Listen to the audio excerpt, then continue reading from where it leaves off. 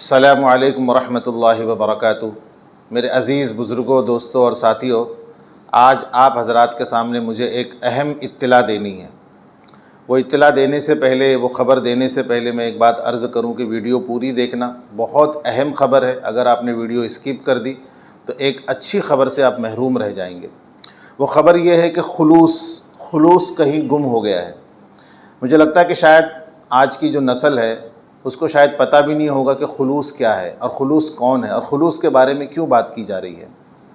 خلوص سنا یہ گیا ہے کہ انبیاء کرام کے زمانے میں پیدا ہوا ہو اور حضرات صحابہ کرام اور ان کے بچوں کے ساتھ میں کھیلا ہے، کودا ہے، تابعین، تبع تابعین کے ساتھ میں اپنی جوانی اس نے گزاری ہے، ائمہ کرام، محدثین، فقہا، اللہ والے کے ساتھ میں اس کا اٹھنا بیٹھنا تھا، دوستانہ تھا، یارانہ تھا۔ لیکن پچھلے کئی سال سے خلوص کھو چکا ہے اور بڑھاپے کی وجہ سے کافی کمزور بھی ہو گیا ہے۔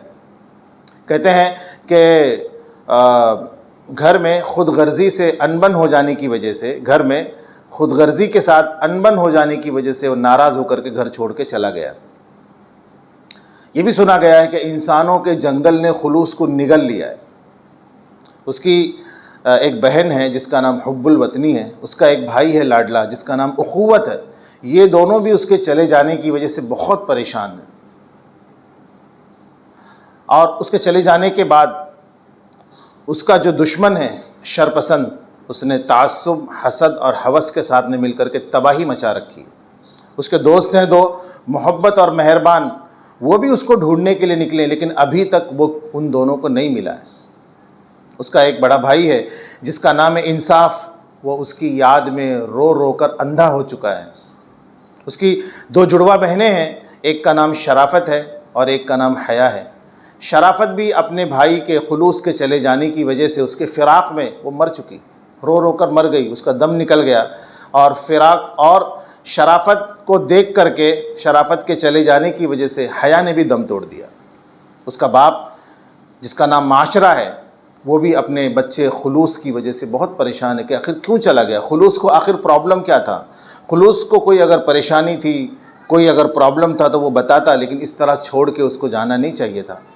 اس کا باپ معاشرہ بہت پریشان ہے، اور سب سے بڑی بات اس کی جو ماں ہے نا، جس کا نام انسانیت ہے، انسانیت، وہ بیچاری آخری سٹیج پر ہے، دم توڑنے والی ہے۔ انسانیت دم توڑنے والی، وہ چاہتی ہے، دعا کرتی ہے کہ کم سے کم مرنے سے پہلے اپنے جگر کے ٹکڑے کو وہ ایک بار دیکھ لے۔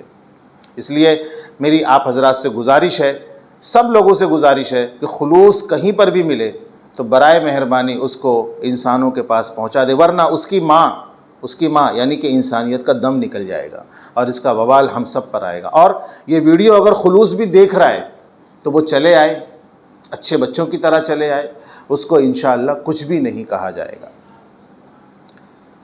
یہ میسج ایک طرح کا تھا، یہ نصیحت تھی۔